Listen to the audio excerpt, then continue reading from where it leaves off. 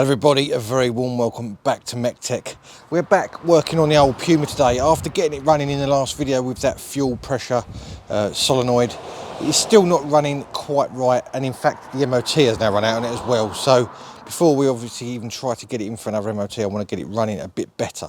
I think there's something blocked in that tank. I don't know for sure, but there's only one way to find out. We need to get the car up in the air and get that fuel tank out and have a little look and see what's going on inside there. If it's all clean inside there, then obviously it's got to be something at the engine end, but I think I want to check that first. I've run it really low on fuel before the MOT ran out with the sole thought that I was going to take the tank out, so there's not too much fuel in there, so we can obviously get that up in the air. It's only 4 bolts that hold it in. Hopefully the pipes won't fight us too much. They're only like click together squeezy clips, and we should be able to get the tank out and have a little look and see what's going on inside. So without further ado, let's crack on, get this thing up in the air at the back here and get this tank out and see what we're working with.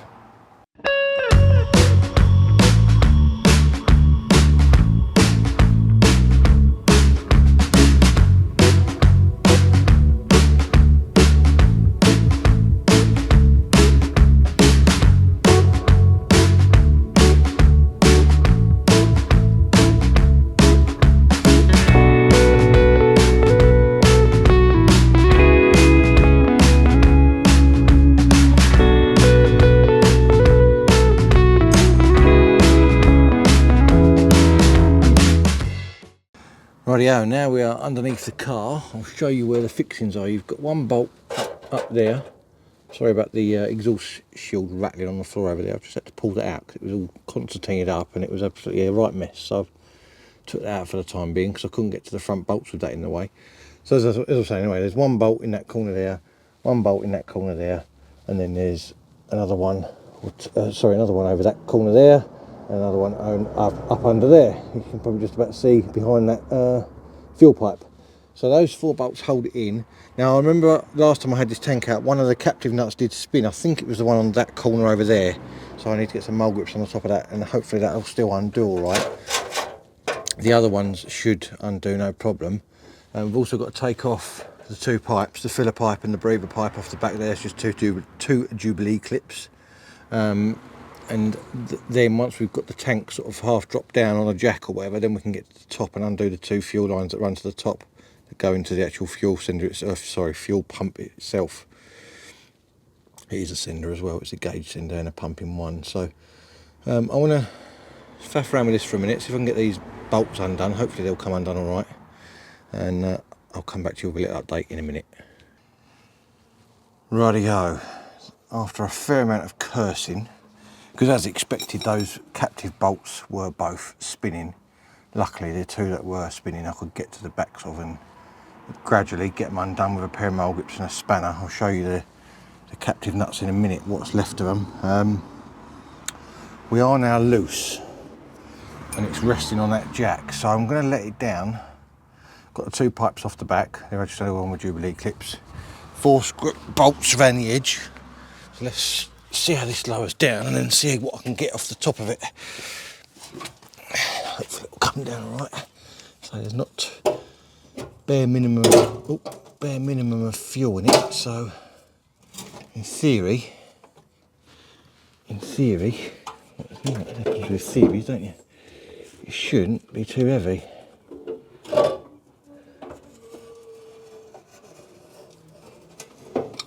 Right, I'm going to leave it there. And I'm going to try and disconnect the lines off the top, because go any lower than that, it starts snapping things. As you can see, there's lines connected up there. There's one in a clip just here, which goes to the top of the cylinder, or the top of the gauge I should say, or is that the breather? I don't know, it's one of them. I'm kind of getting a bit fed up with this, if I'm honest. I'm not going to lie. Right, there's 2 pipes that have got to come off the top of the cylinder along with a plug. That's what you can see in front of you over here. And then there's this breather, which I'm not 100% sure if that just unclips or what. I think that just unclips. You can see it's just on a little clip, white clip just there. I can pop that out. Yeah, it just pops out sideways, that one. Like that, there we go. Right, that's that clip undone at least. It is still obviously in the breather at the top, but I think that pops out when you get the tank a bit lower down. Okay, let's see what we can do. So I'm going to have to go around the side. Let me reposition and I'll come back to you. Right, now we're down the passenger side of the car. I've unplugged the plug, the electrical plug, and that is, let us get a lot more leeway on this to obviously get this off. Now I'm just looking. One of these pipes, the red one, goes to the front of the car. That's the one I've got to get off. The other one I could actually take off from the fuel filter. But these funny like collars that you have to squeeze and then push down and pull up on the pipe at the same time, if that makes sense, or something to that nature. And it's a right faff because they never seem to want to go the way they're supposed to.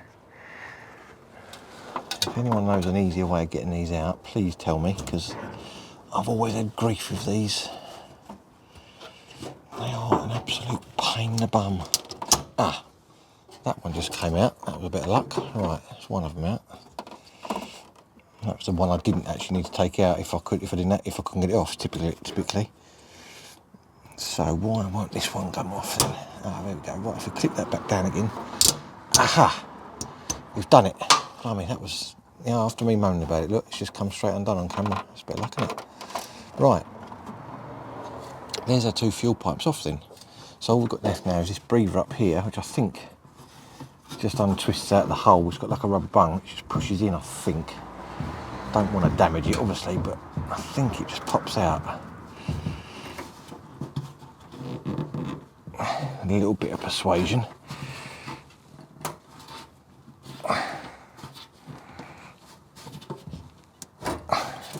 You actually get, there we go, got it. We'll get all this out and it'll be absolutely clean as a whistle inside. You watch, guarantee it.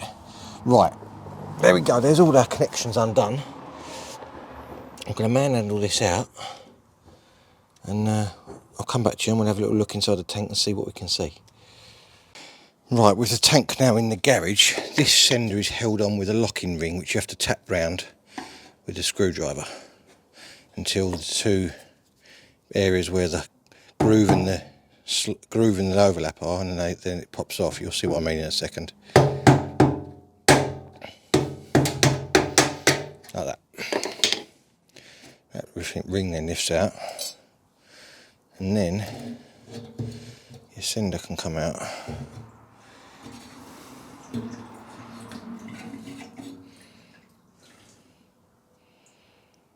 And as I suspected, it's absolutely clean as a whistle. There is a little bit of sediment in the bottom of the tank, but nothing really. So it doesn't look like that was our problem, which is a pain, because now I don't actually know what to check next. This was always the danger, but I had to satisfy my mind that it wasn't this.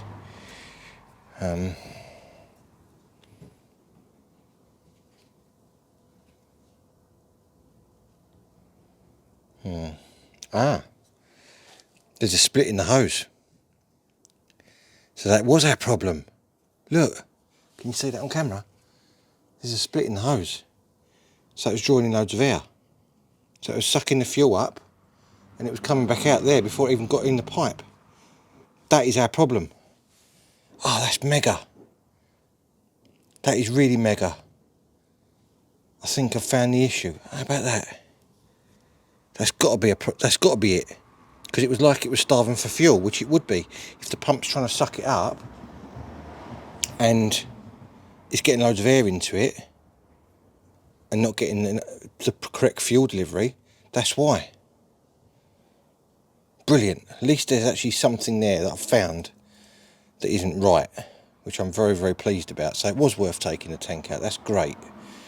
Okay, I need to find a piece of fuel pipe that will fit that then. Unfortunately, I'm not going to be able to use these original connectors again, because once you use those once, they've had it. But having said that, I might be able to get some others that will do the same thing. So in fact, I have got another fuel pump for one of these, believe it or not.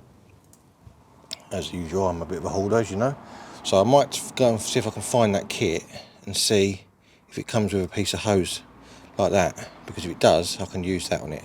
That is mega. I'm really pleased I found something, because I thought it must have been something like that, but I didn't know what, and without looking I was never going to know. So that is superb. Right, let's go and have a little look at this other kit I've got and see what we can find. Rightio, it is a few days later, and I've now got a nice new bit of pipe to go on our fuel pump. That is a specialist pipe which allows it to be submerged in fuel and not go manky on the outside as well as the inside, and obviously 2 new clamps with it as well. And I've also got myself a nice new O-ring seal to go around the top of this fuel pump housing, because the old one was literally falling to bits. You can see all the splits and cracks and whatever in it there. I've given this a bit of a clean up off camera just to make it as best as it possibly can be. Bit of WD-40 on those squeezy crimps on those pipes there. So basically all we've got to do now is a reverse of what I did taking it out.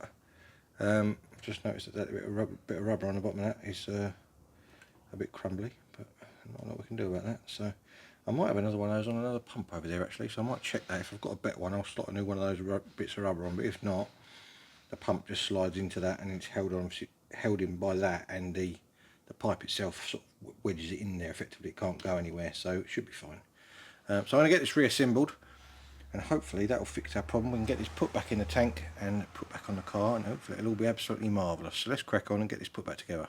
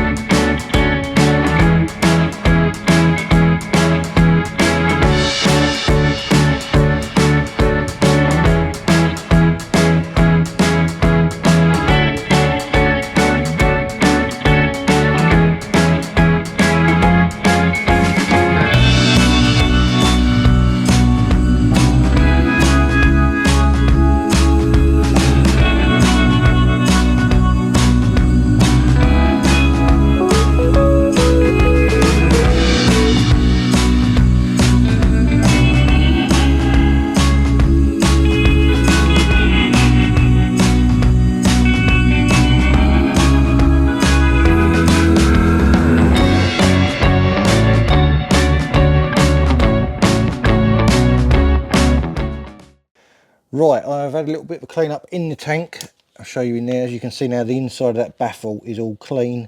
There's no swarf or sediment or anything left in there, and the rest of the tank, if you can see down the side of the baffle over there, is all clean as well. It's very nice inside, good condition, all the rest of it. So that is really, really good. So the pump itself, I've actually cleaned up this plastic gasket around it, and I've got obviously the new rubber one on there. It can only go in one way because it sits inside that baffle, and obviously the sock that's sitting on there only allows it to sit in there one way. So you thread it in same way as it came out, and that sits in there something like that, and you'll feel it because it will only drop in one way. Just got to get it so that it's sitting right.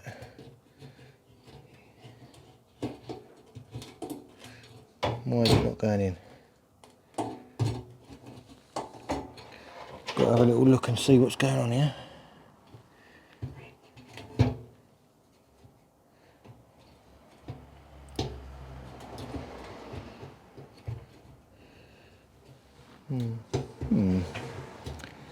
For whatever reason, it's not sitting in there flat at the moment. I don't know why. Let me just look at my... So the fuel sock's facing the right way, so that's correct.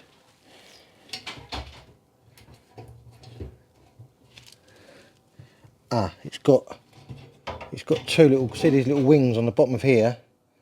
It's got two of those on it. One thin, one thick. And they have to line up. I'll just take it out again and show you. They have to line up with these cutouts in the tank. That's how you know which way around they go. Still daft enough, there isn't a cutout in the actual plastic gasket, but if I take that out you'll see it easier. See, there's a cutout there and a cutout there, thinner one and a thicker one. You can only get it in one way. So let's put that back in again. Get those lined up with those. And in theory we should be able to slot this in now, and we know what we're doing.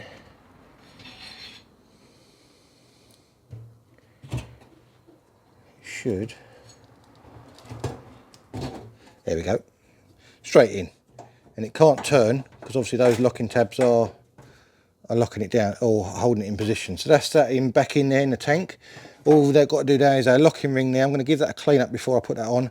That basically just goes on in where the tabs are. You knock it round until the stop on there is on one of the stops on these, and that locks that back in the tank. We've got a nice new seal on there already. That's going to seal nicely onto the top of that tank, so hopefully we won't have any more fuel smells or fuel leaks. And then we can get this back in the car. So I'm going to give that ring a clean up, get that hammered on, and then we'll get it back in the car. Let's crack on.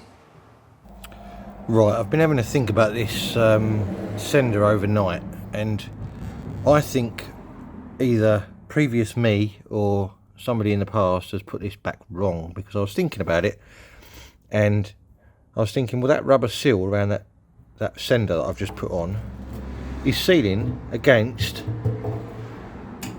that plastic gasket, but the plastic gasket isn't sealed to the tank, because obviously it can't, because there's nothing there. And also that covers those two tabs, which is why I couldn't locate it properly in the first place. So I had a little look online, and I'm pretty certain that that is supposed to go above the sender, because if you put that in there like that, it locks into those two tabs straight away, or at least it should do. I'll get it in the right way. Hang on a second.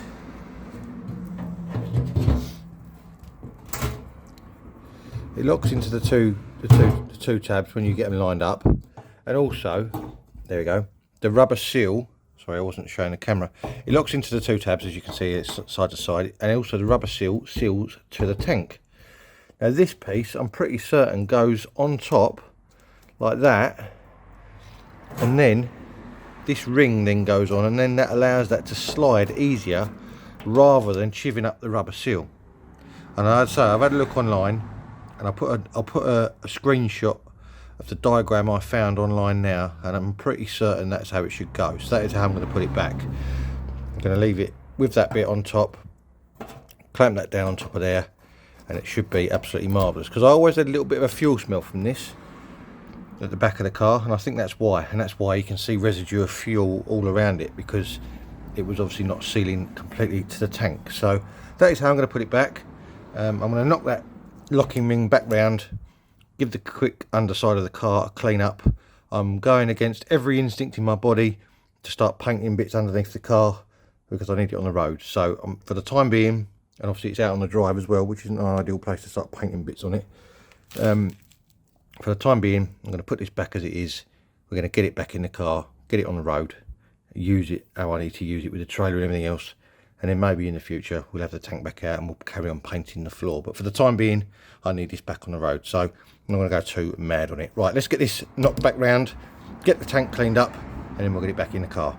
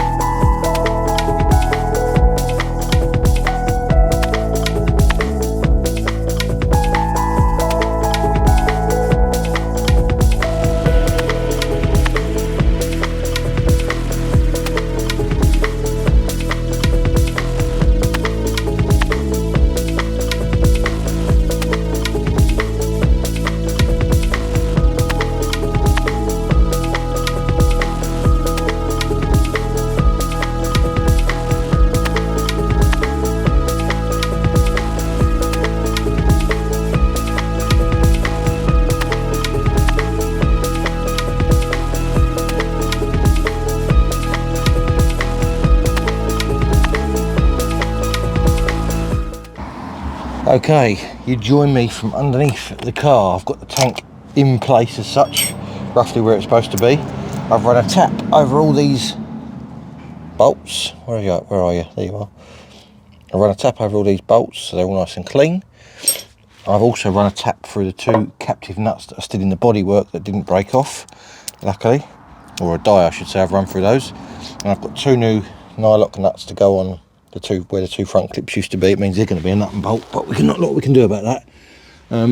So basically, it's going to be a reverse procedure of what we did taking it out.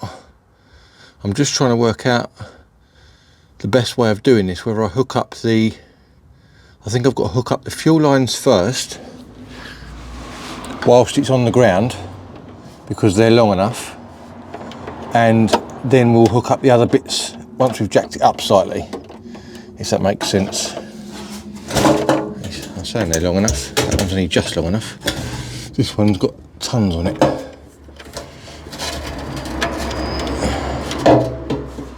So hopefully that'll just go in there like that. Now I've got to work out which way around these pipes are orientated to get them in the right way, because I don't want them to be twisted the wrong way.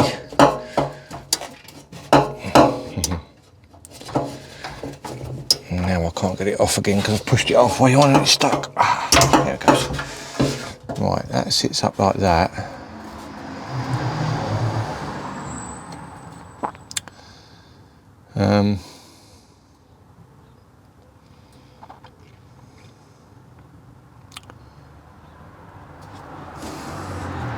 Trying to work out which way around these go for the best.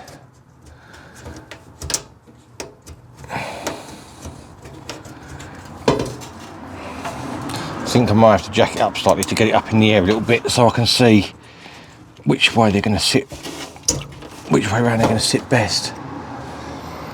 It means I'm dripping fuel a bit, but still.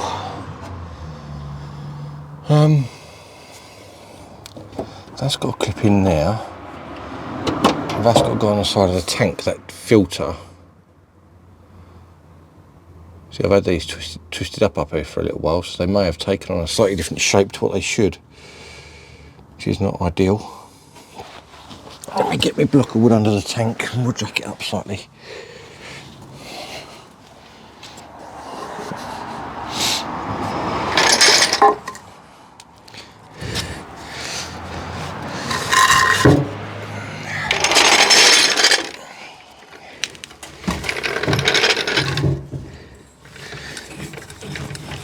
Joys of not having a ramp, eh?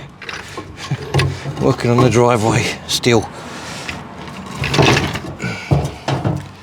I suppose it's better than being out in the road. Right, let's get that.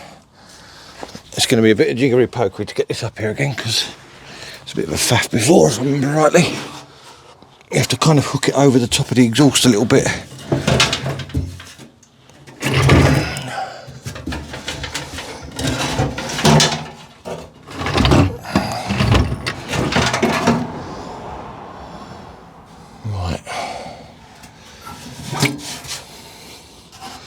This evap thing to go on the top here as well, so I'm going to give a little squirt of WD-40 to hopefully aid the rubber seal going in a bit easier. That is if I haven't run out of WD-40. It looks like I am slowly running out, so hopefully I've got enough just to go on now.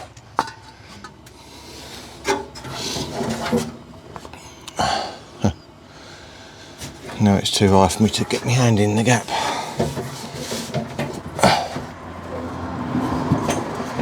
What I might do is take the plastic bit out of the seal, get the seal back in on the tank, and then push the plastic bit in.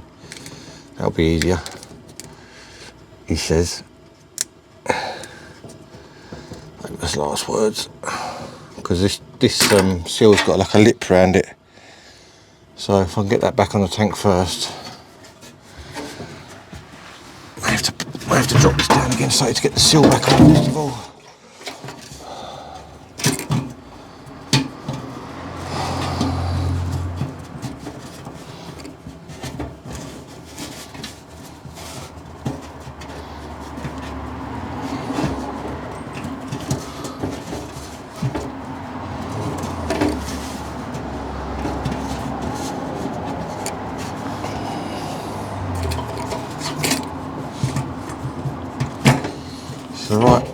enough of a job, this.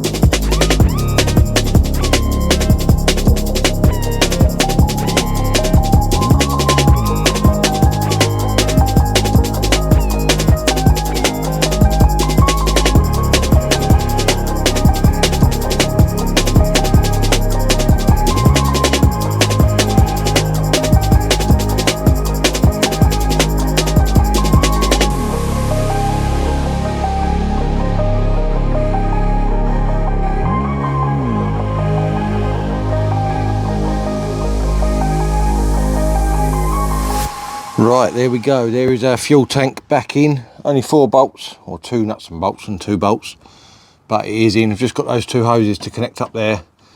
The evap hose and the main filler hose. That's just 2 hose clamps. I'll get that done off camera. There's no point in you watching me do that. And that is the tank back in. I'm going to give it a little clean up underneath. Just get any gunk and residue off of that. I need to get that clip back on the fuel filter over there, which is a bit of a pain of a clip to get back on, but I can do that as well because I did it when I changed the fuel filter over. And then I think we need to get a couple of cans of fuel in it and see if it runs all right, I guess, and see what happens.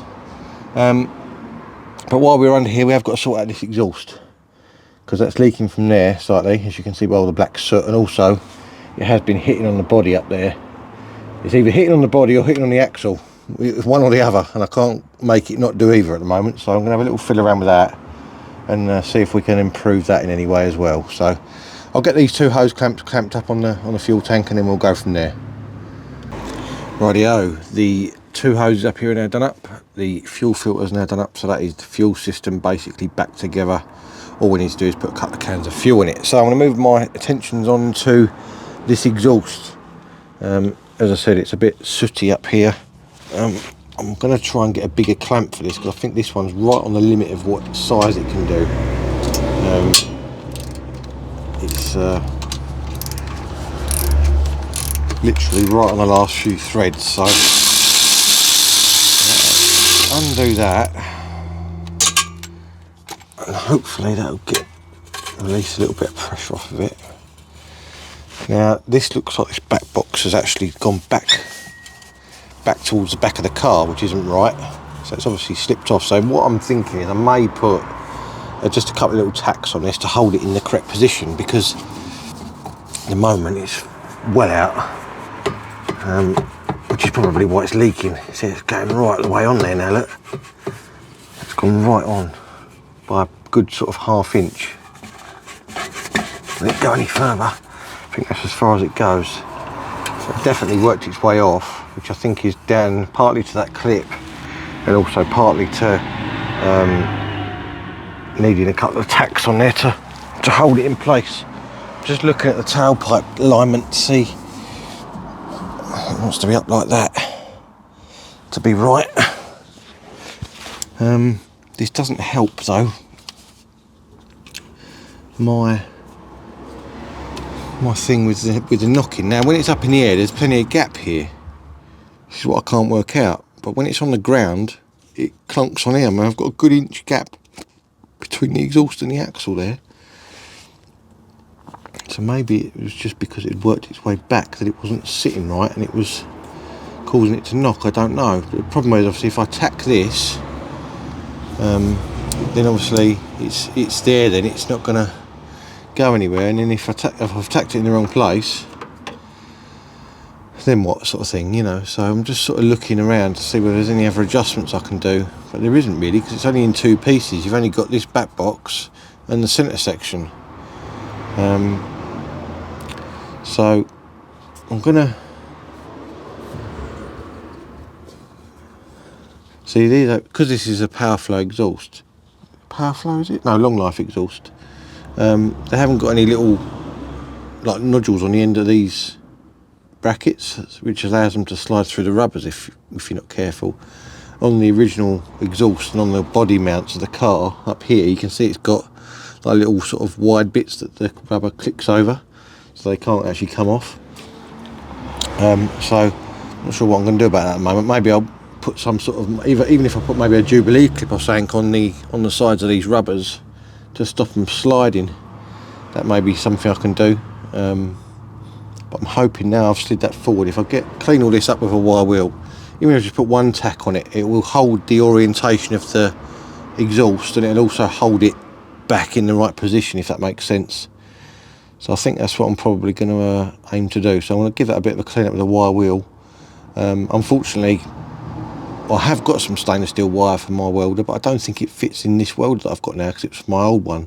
Because this is a stainless steel exhaust, so I would have liked to have used a bit of stainless steel wire in the MIG welder so it doesn't rust. You can weld it with normal wire, but obviously it will rust compared to stainless. But I'm wondering if I just it's only a tack, so it's not like it's holding the whole thing together or anything, you know.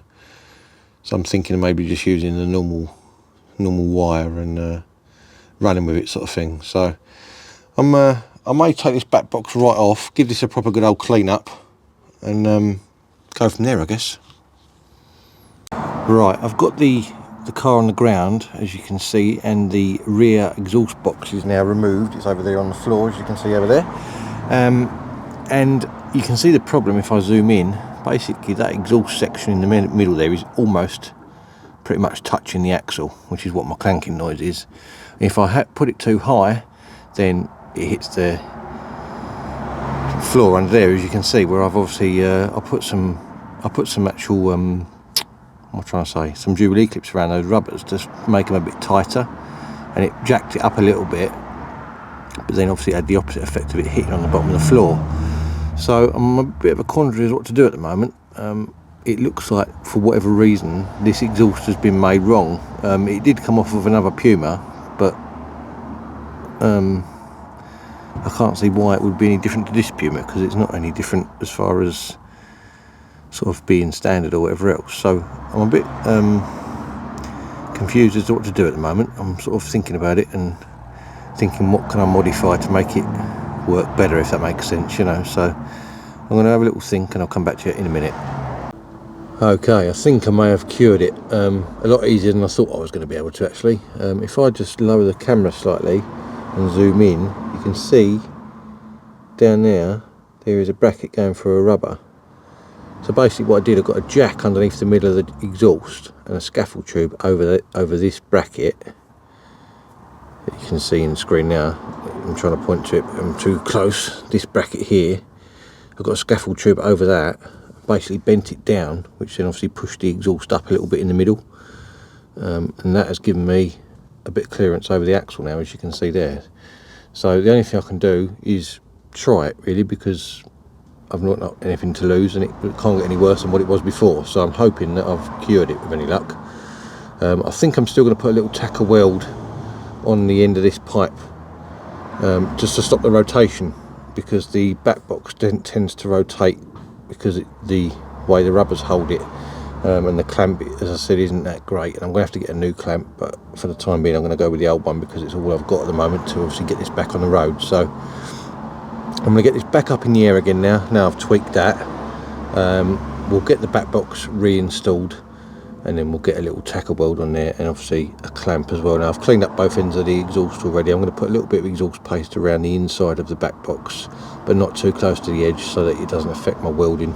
I'm only going to put probably a tack on this side here, just to stop it rotating. So let's get it all back up in the air, get the back box back on, and then we'll go from there. Rightio, I'm back under the car. As you can see, I've got the exhaust in and clamped up, and even with the clamp done up as tight as I possibly can, I can still turn it. So that is the reason why we're putting a little tack on it.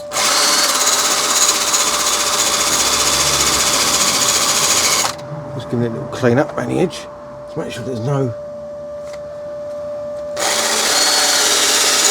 welding, any exhaust paste sticking out, which I don't think there is.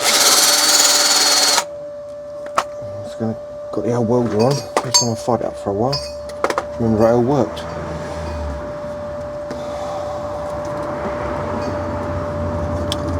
Hopefully this will be alright.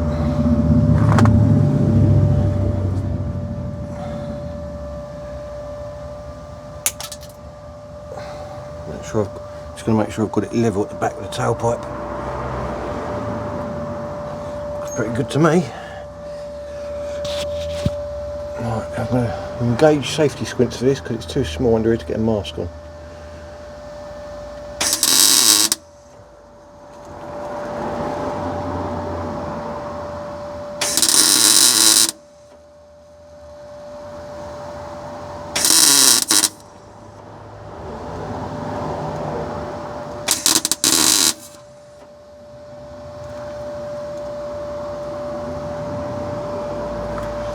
Right, I don't really want to go any more than that, because obviously if I ever have to take it off I've got to cut through it, which is why I'm only putting one on. Can I twist it now? That's the question. No, I can't, which is good. I wonder whether I should put one on each side, just so it's got a little bit of extra support. That was my initial plan, was to put one this side and one that side. I wonder whether I should still do that, just give it a little bit more extra. Can I get to it easy to cut it off? That's the question. This side I can get to it pretty easy to cut it off.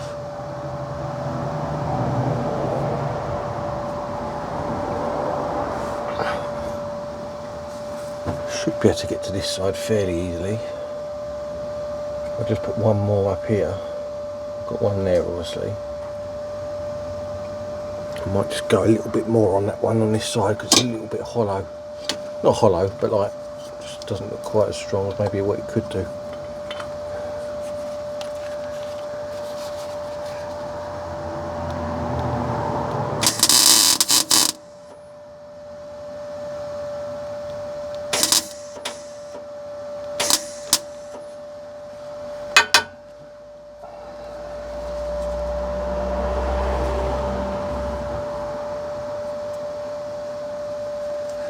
Definitely won't twist now, at least anyway.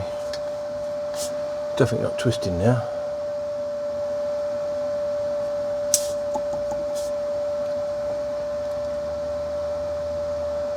I think I might put one this side too.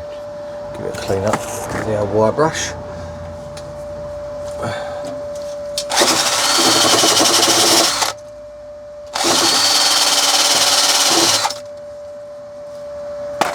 Put a little one up there as well.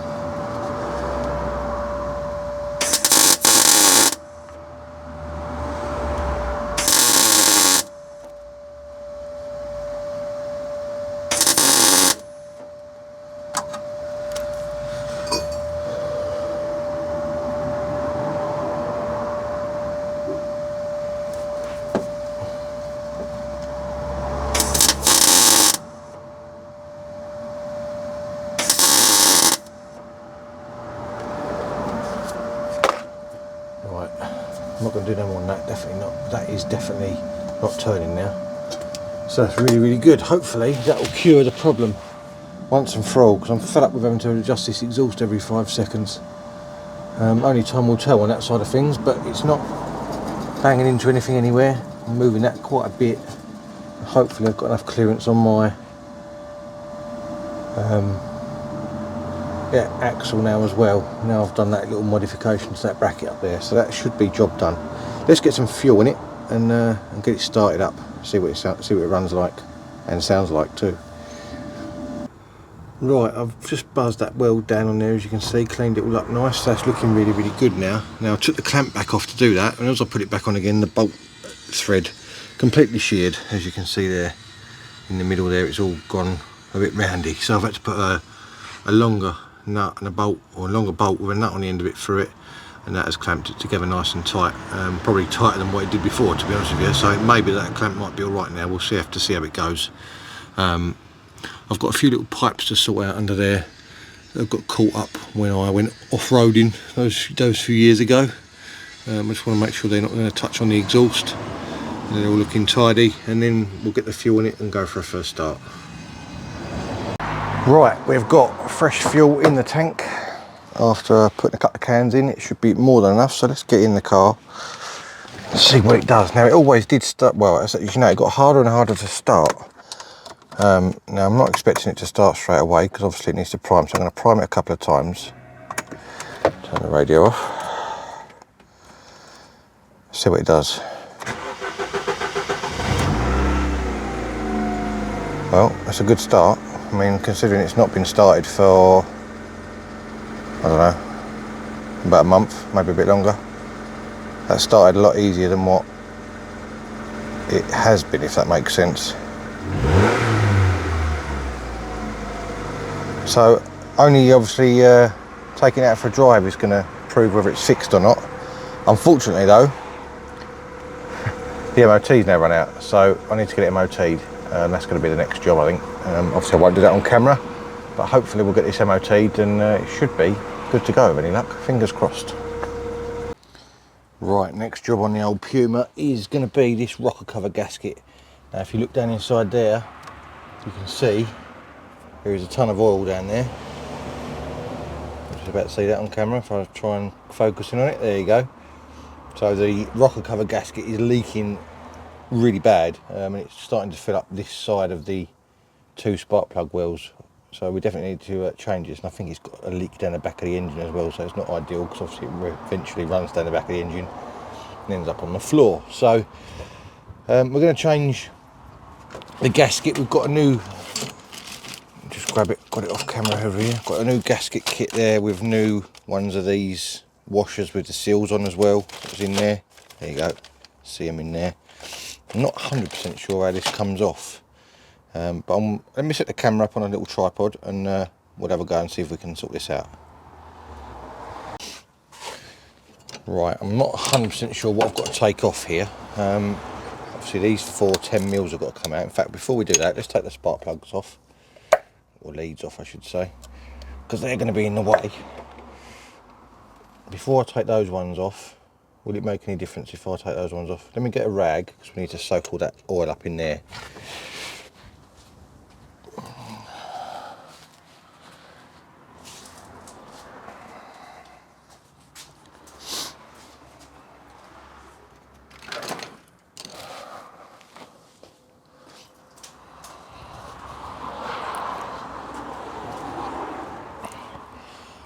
Try and soak a little bit of this up first before I start taking bits off. In theory it can't go anywhere, but obviously it just aids me not getting in such a mess. Is that even soaking anything up? Kind of is. Let's take these plate leads off, I think, because otherwise we're not going to get anywhere. Bottom of the leads are absolutely caked in oil. You can see that on camera.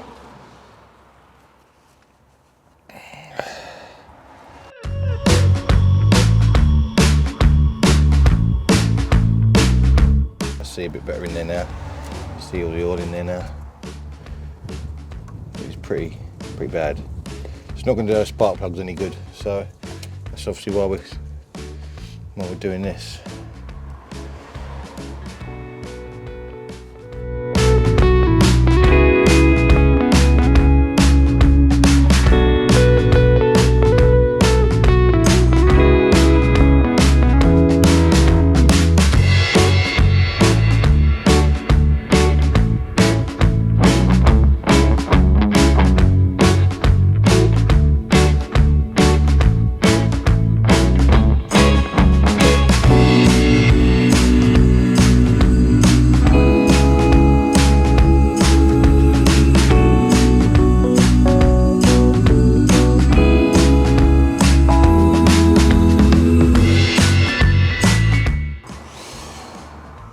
Right, we'll start off by taking out that electrical connection there, and obviously these 4 main nuts that hold it on.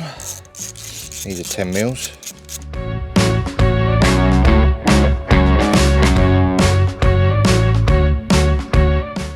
One thing I'm not sure about is whether you have to take this off. I know you have to unplug it like that, which I've just done. I don't know whether you've got to take off the whatever that is. I can't think what that is now. I don't know. That might be the camshaft sensor.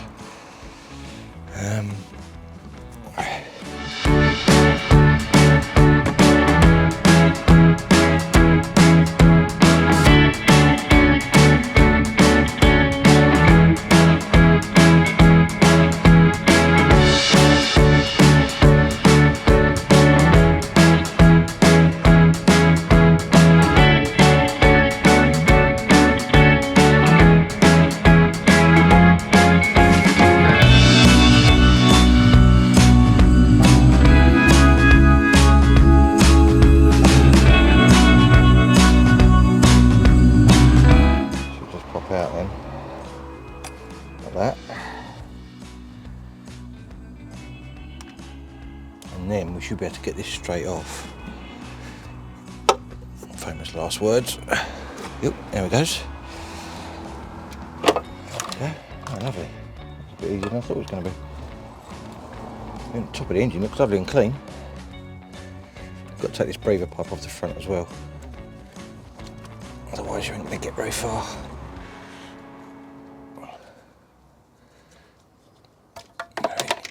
One of the washers just flew down and landed on the floor, but that's fine. So there we go. There is our rocker cover off.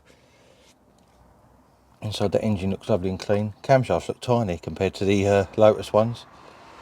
There we go. So what I'll do is I'll give that a good old clean up around the edge. It is a rubber gasket, so it shouldn't need any sealer. It should just be a case of putting a new one on, and hopefully it will seal all right. You can see where it's all been weeping underneath the edge of the gasket and running down the back of the engine. So definitely worth doing. I want to get a cleaner cloth with a bit of brake clean on it, clean up all around that edge, and then we'll get the new one fitted.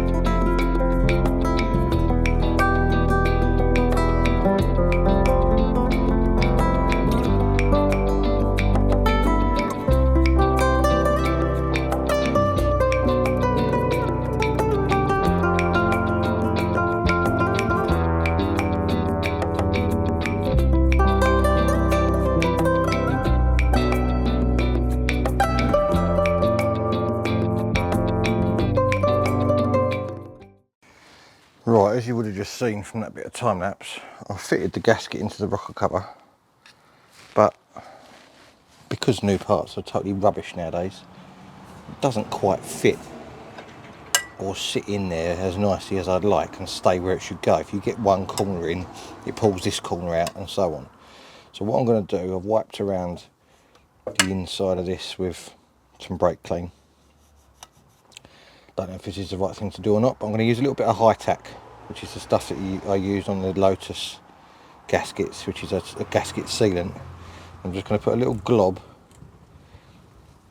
in each corner so that it glues or sticks the gasket in each corner. I'm not going to go right round, but this is just to try and sort of hold it in place while I'm getting it on the car. Once it's clamped down, it should stay where it should stay, but trying to do this, and obviously I want to get it on the car straight. It is almost impossible to try and for it to stay on there while I'm manoeuvring it onto the car, you know. So this is my solution. Whether it works or not, we shall find out. It is a gasket sealer, so technically it should work, but we shall see. So this is what I'm doing. I just want to show you this bit real time, so you wonder, in case you wonder why I was putting sealant on a rubber gasket. It's because no one seems to be able to make, go away wasp, because no one seems to be able to make quality parts nowadays that actually fit. And this gasket I bought was even made in the UK. I thought I'd try and buy a UK but bought stuff in the hope that it might be a little bit better quality than what you get from the likes of China. Well, apparently not. As my dad would say, the world of diminishing standards. He's so right. So keep your standards high, people, because otherwise the whole world's going to go to pot. So I've wiped over the gasket as well. It fitted okay at this end with the cam, where it goes over those two arches for the cam shafts, but this other end wasn't that great. So we're not putting any of that gasket sealant on the matings on the face surface. It's only in the groove to hold the gasket. So it might get a little bit splurged, but that's all right.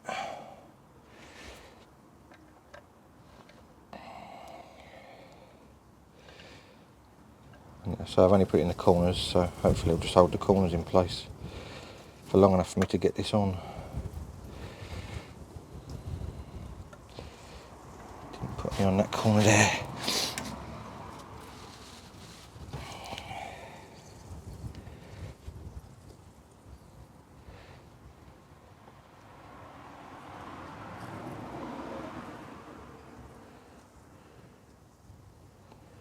There we go. Right, hopefully that will do it.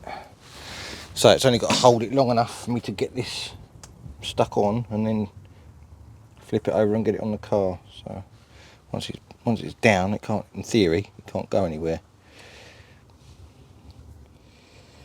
You can see what I mean, it pulls away this end. It's like it's too short.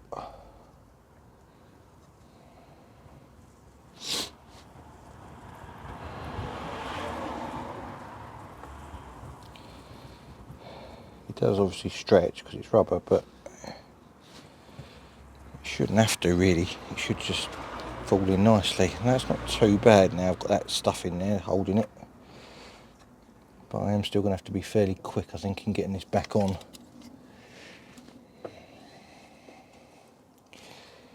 I'm kind of trying to hold it. Let me see if I can get you. Are you still in shot? Yep. Try and hold it in position while I flip it over. Hopefully it'll stay where it should be. Been wires in the way.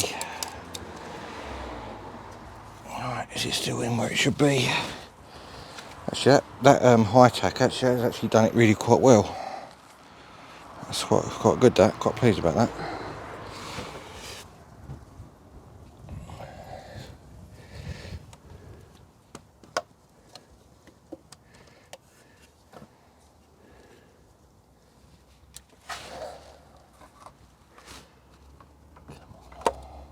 Why are you messing me about? Don't mess me about. There we go. Just hope this doesn't leak any worse than what it did before. Right, I've got to change these washers over as well, because these are the ones with the rubber bits on the bottom which leak too.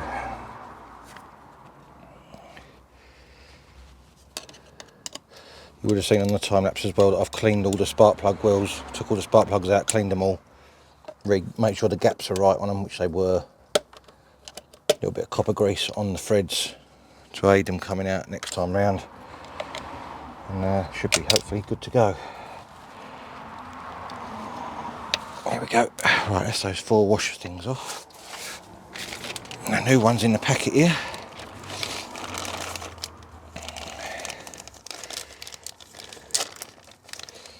Give that a little wipe round as I've got a little bit of oil underneath him.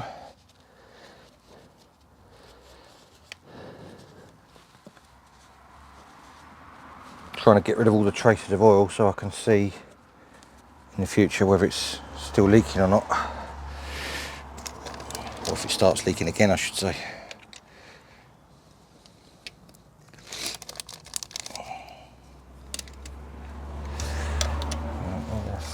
Four new washers. These nuts back on.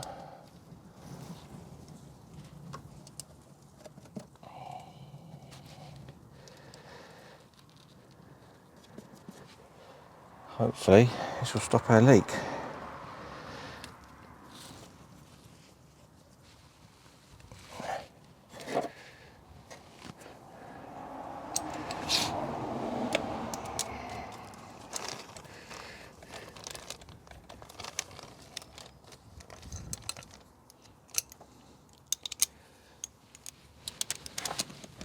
Try and tighten it down fairly evenly.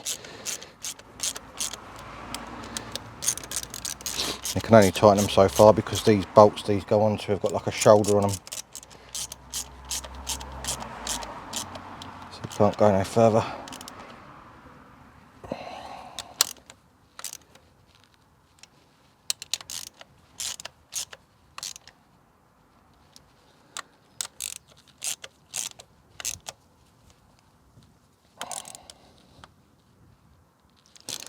Just taking up the slack of the rubber in those washers, squidging them down nice.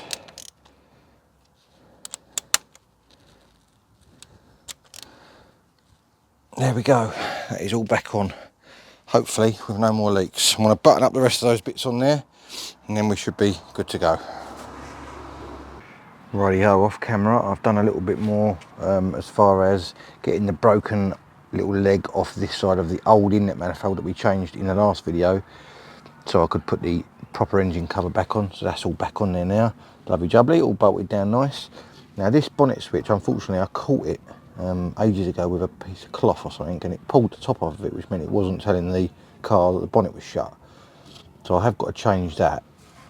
I'm pretty sure it just clips in. Just if you can get your hand in behind it. I'm going to have to probably get two hands on it, but I think it just clicks in. So I need to just change that over to switch the bonnet light off on the dashboard, and then we should be MOT ready. So let me go and grab the new one of those that I've got, or second-hand new one of those that I've got off of eBay. We'll fit that and then we should be good to go. Right, this should just lever out in theory if I get a flat bladed screwdriver in this side of it. There we go, it's got like a metal clip each side. One single wire which runs along underneath this front panel, plugs in sort of next to the headlight over here. Just got to pull that out of there like that, simple as that. Get rid of that. We've got a new one here, or new second-hand one I should say. It's got a groove on one side of it, so it fits into the slot on the front of that hole. Feed that along the inside of the front panel.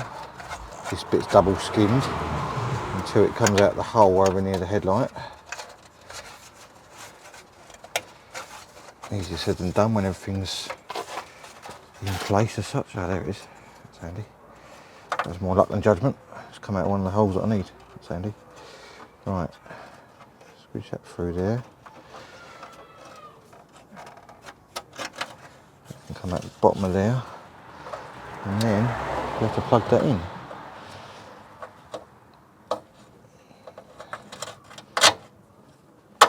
That's that clipped in there.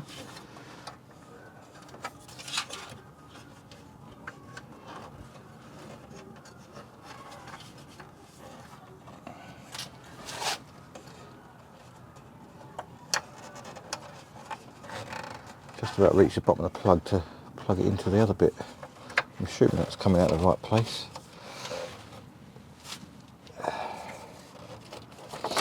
Yeah, I've got plenty of cable on this one. I taped up this other end because I did actually put a paper clip in this end, just to get the light off the dash, just to prove that it was the switch, that it wasn't working. So we can take that back out of there now. Plug that in, and we should be good to go with any luck. And we'll know then if our bonnet is open for any reason, we'll know that it's actually open when it shouldn't be. And obviously it keeps the annoying light off the dash as well. It's a bit filly this, not gonna lie.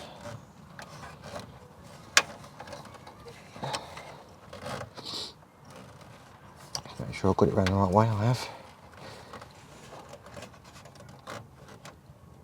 There we go, satisfying little click there. There we go, that is that job ticked off the list as well, so that is really, really good. Right, MOT time. Let's hope it passes, eh? Right then, the big question, did it pass the MOT? Well, of course it passed, thank goodness. I was a little bit worried because I'm using a new garage around here that I've not used before. Unfortunately, the other little local garage that I was using has closed down. So we're using a new garage now and they have passed it. It had a few advisories, but it is back on the road where it needs to be. So that is absolutely mega. The Puma rides again, and having driven it up the road just that little bit, the fuel problem does seem to be cured at the moment. There's no more holding back. There's no more sort of flat spot as you pull away. It seems to have its power back, which is really, really good. So all in all, that's a good result on that. I'm still not sure I've completely fixed the exhaust clanging against the axle. Not really sure what to do about that at the moment, because it did do it once driving up the road, but I don't know if that was because it was where it was settling or whatever, but it was a bit of an annoying noise as I went up the road just once as I went over one bump. So time will tell on that side of things whether I've actually cured the exhaust clanging all the time or not. I haven't used the car that much to know yet. I've only driven it up and down the road, literally 2 seconds up the road to the MOT garage and back, so it's not even a tenth of a mile, so it's hardly any time at all. You'll notice in the foreground, if you saw my Instagram post, the DeLorean is back at MEC-TEC HQ. Brought it down last weekend for my eldest daughter's year 6 leavers prom. She wanted to go in the DeLorean, so the DeLorean came home and it has done its duty in taking her to the prom.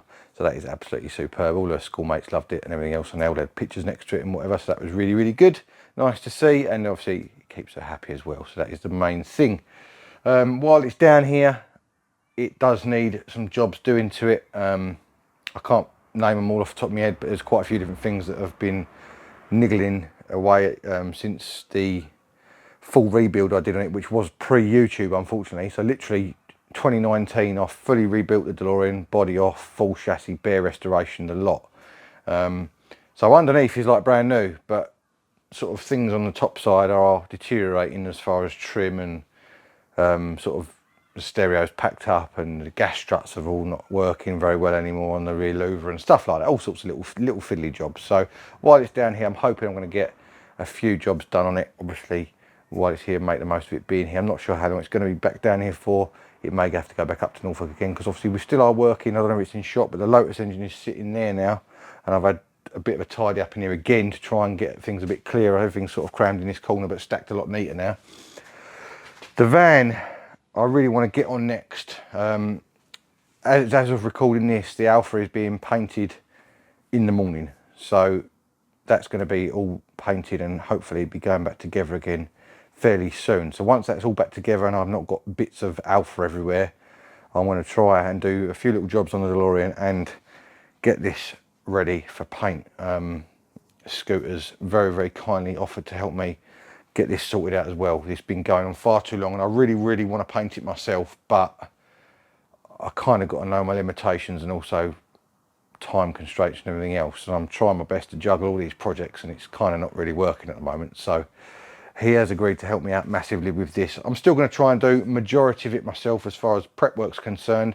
I may paint it if he coaches me a little bit in painting. I was hoping to do a little bit on the Alpha, but I'm not sure how that's going to go at the moment because of time constraints and everything else. And obviously he's busy doing his everyday repairs on people's cars, and he does work for sort of dealers and stuff like that as well. So he's doing wheel refurbs and smart repairs and blow-ins and this and that and the other. So he's doing all sorts of things, and he's always mega busy. So I don't obviously want to take up too much of his time trying to teach a numpty like me how to paint properly. So, but we'll see how it goes. That is in the pipeline. So there will be van videos coming soon with any luck. I know I say things like that and then it takes a little while for them to trickle through, but I'm just me. I'm trying to do everything, and as I've said before, you try and concentrate on one thing at a time. It doesn't get too overwhelming. Well, I should take my own advice, because at the moment my head's everywhere. I'm doing a million different things, and nothing's getting done. So that's why I'm trying to focus on one thing at a time. That's why I wanted to get the Puma back on the road, because at least that's one car that I can just forget about for now. It's working again. It might not be perfect, but at least it's on the road. So that's the main thing, and I can use the trailer again. So that's really, really good. Right, I am absolutely, completely and utterly waffling now. So if you did like what you see in the video, make sure you do 4 things for me. Like, subscribe, share, and hit the notification bell. It's all free. It costs you absolutely nothing. And I really, really do appreciate it. It helps the channel out massively. Remember, I've got Instagram as well. If you haven't seen me on there, MEC-TEC. I think it's MEC-TEC 1985, I think is the... yeah, I'll check that and put it on the screen. MEC-TEC 1985. I'm pretty sure that's the Instagram name. I have got Facebook as well, MEC-TEC, but that page is kind of, I've left it alone because it all went a bit wrong, and I managed to sort it out, but I've kind of lost my confidence in the Facebook sort of page at the moment, so I've still not really done a lot with that. But it is there if you want to go and view it and follow it and all the rest of it. So there we go. Right, I really am waffling now. Thank you very much for watching. And if you want to join me soon for more automotive ventures, I will see you again next time. Cheers, guys.